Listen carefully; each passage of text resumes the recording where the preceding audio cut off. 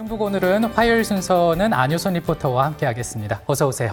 안녕하세요. 네, 안녕하세요. 저 오늘 어떤 소식인지 무척 기대가 되는데요. 뭐 특별한 소식을 전해주시겠다고요? 네, 매주 화요일마다 여러분의 생각을 꿈틀거리게 할 교육 공간 프로젝트 꿈틀. 앞으로 6주간 우리 아이들의 미래 교육을 만나볼 수 있는데요. 그 첫 번째 이야기 궁금하지 않으신가요? 안효선 리포터가 지금 미래 교육이라고 말을 하니까 예. 제가 공부했던 그 시절과는 뭔가 차이가 있을 것 같은데 맞나요?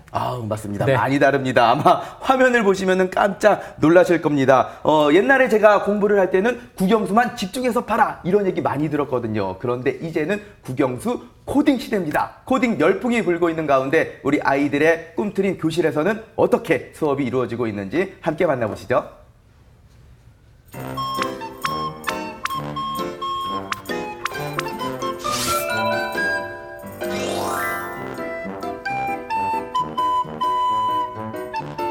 여러분 안녕하십니까. 척척박사 안박사의 알쓸 신잡 시간입니다. 똑똑해 보이죠? 하버드와 오랜만에 예일대의 보네요. 학생신문에 따르면 최근 수년째 가장 인기 있는 강의가 코딩을 중심으로 한 컴퓨터 과학 입문 과정이라고 하는데요. 더 놀라운 사실은 이 수업에 참여하는 70%가량이 프로그래밍을 한 번도 해본 적이 없는 비전공자라는 사실입니다.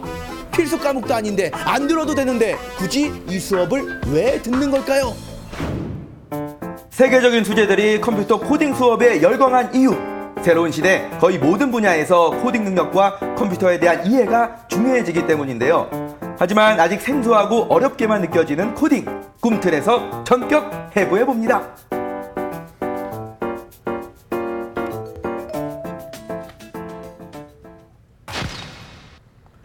교실 현장에서 이루어지는 코딩 교육을 엿보기 위해 찾아간 곳은 충북의 코딩 교육 선도학교 청주 낭성초.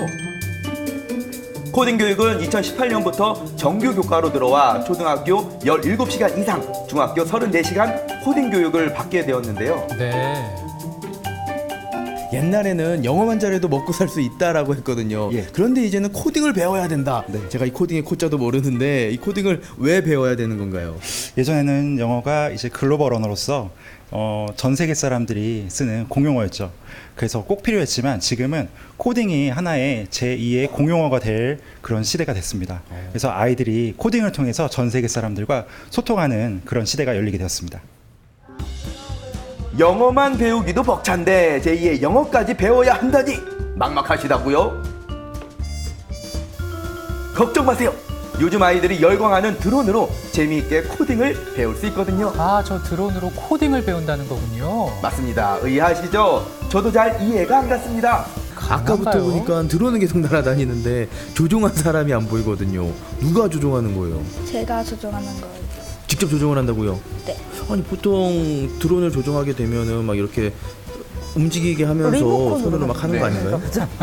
근데 이거는 프로그램으로 짠 다음에 코딩대로 나는 거예요. 아, 프로그램을 짜서 입력을 하게 되면은 그대로 움직이게끔 되는 거예요? 네. 이렇게 조종을 안 해도? 네. 스마트카의 핵심 기술인 자율주행 시스템과 비슷한 원리라고 보면 되는데요. 아이들이 입력한 코딩 값대로 움직여 목표 지점에 도달하는 드론. 이 놀라운 광경을 유심히 지켜보고 있는 이들이 있었는데요. 외국인들인가 보군요. 네. 지금 많은 외국 분들이 앉아 계시는데 이분들은 어디서 오신 분들인가요? 네, 우리 충청북도 교육청에서는 2012년부터 8년째 교류 협력을 맺은 파라가이 선도 교원들입니다. 초청 연수로 파라가이 선도 교원들이 20명이 와서 교육 정보화 연수에 참여하고 있습니다. 지구 정반대편에서 한국의 IT 코딩 교육을 배우기 위해 온 교원 연수단.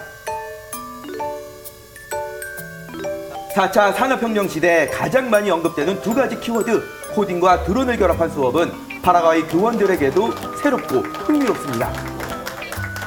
저희도 Sí, 신기합니다. me sentí muy emocionada, muy asombrada, porque estas técnicas en Paraguay, estas técnicas de enseñanza aún no se utilizan y con lo que aprendí hoy voy a enseñar desde mi materia que es Historia y Geografía una nueva manera de que los alumnos conozcan el mundo.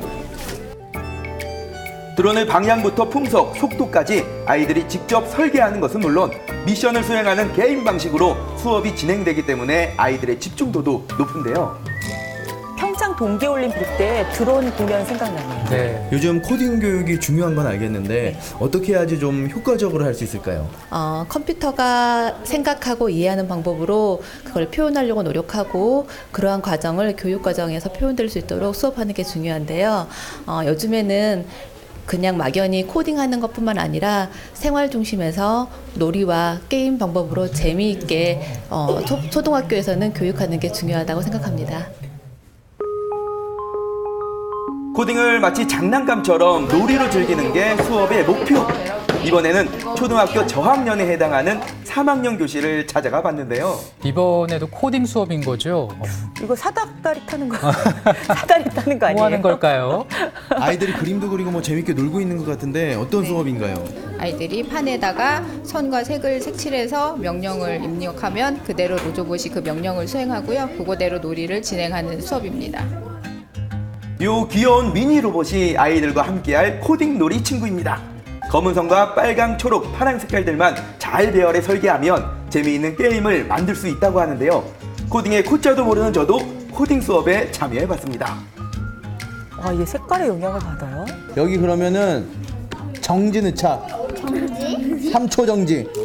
그러면 칸이 너무 내가 3촌이잖아. 그러니까 3초 정지. 네. 저의 뛰어난 개그감이 초등학생들에게는 안 먹히더라고요. 친구들도 헛웃음을 지내. 여러분 지금 색칠 공부 중이 아닙니다. 분명 코딩 수업 중입니다. 이렇게 지금 색칠을 하고 있는데 어렵지는 않아요? 네, 재밌어요. 어떤 점이 재밌어요? 내가 색칠하면 어떻게 갈지 궁금해서 그러니까요. 재밌어요. 맞아요. 자, 검은 선을 따라 움직이는 로봇들 보이시죠? 내가 설계한 대로 로봇이 움직인다니! 잘못된 부분은 스스로 찾아서 보완하며 점점 더 게임의 완성도를 높여가는데요.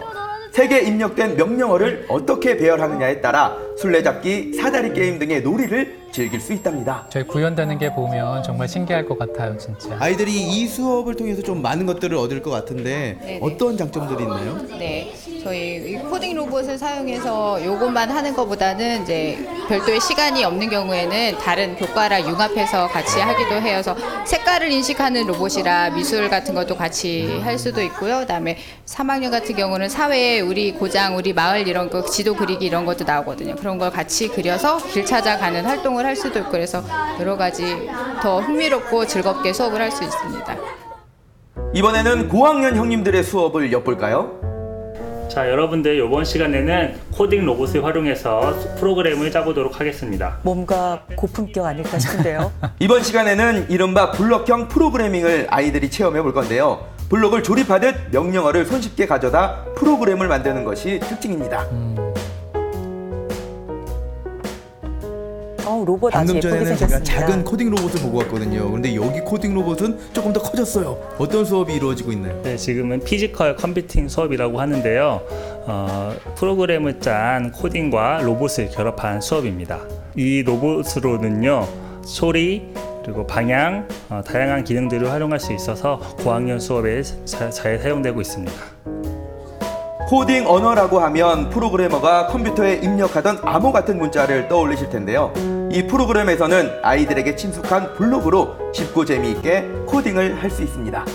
정말 프로그래머나 과학자만이 할 수 있는 것이라고 생각했는데 내가 코딩한 대로 로봇이 움직인다니 아이들 신날만도 하죠.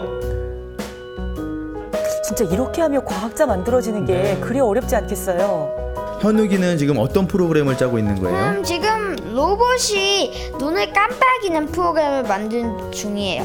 아이 패턴을 조절해서 네. 만들고 있죠. 아, 눈을 깜빡이고요. 그리고 멋집니다. 그 이후에 또 계속해서 프로그램을 이어서 붙일 수 있는 안효선 거예요. 리포터 닮았는데. 아, 그런가요? 어떻게 그러면 아주 또 만들고 똑똑하군요. 네. 저는 이거 버튼과 연결해서 버튼을 누르면 눈이 깜빡이는 등의 모션도 구현해보고 싶어요. 저 친구가 영재라고 합니다. 벌써 다르네요. 이번에는 로봇을 움직이는 것뿐만 아니라 장애물을 피해서 길을 찾아가는 미션이 주어졌는데요. 아이들은 이런 과정을 통해 내가 만들고 싶은 프로그램을 명확히 구현할 수 있는 논리적인 방법들을 찾아갑니다. 이렇게 문제 해결을 하면서 코딩 언어를 익히는 거죠. 미래 교육이라는 게 뭔지 알겠네요. 코딩 이제. 교육하는 걸 보니까 아이들에게 정말 도움이 많이 될 것 같은데 어떤 효과들을 느낄 수 있나요? 네, 프로그램을 짜면서 논리적인 생각을 하게 되는데요. 이를 통해서 창의력과 문제 해결력을 기를 수 있습니다. 더불어 흥미와 성취감을 느낄 수 있어서 학생들이 지속적으로 프로그램을 체험하기에 좋습니다. 코딩의 세계는 끝이 없습니다. 왜냐하면 앞으로 우리가 살아가는 곳 어디에도 코딩이 빠지지 않기 때문이죠. 지금은 뭘 하는 걸까요? 코딩으로 모델링해 3D 프린팅하는 체험인데요. 호신용 호루라기가 뚝딱 완성이 됐습니다. 이야, 멋집니다. 어유 재밌는데요. 네.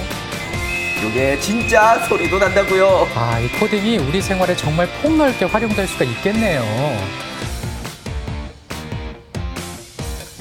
코딩 교육을 받는 아이들의 모습을 보니까 우리나라 미래가 참 밝다라고 느껴졌는데요. 앞으로 또 어떤 계획들 갖고 계신가요?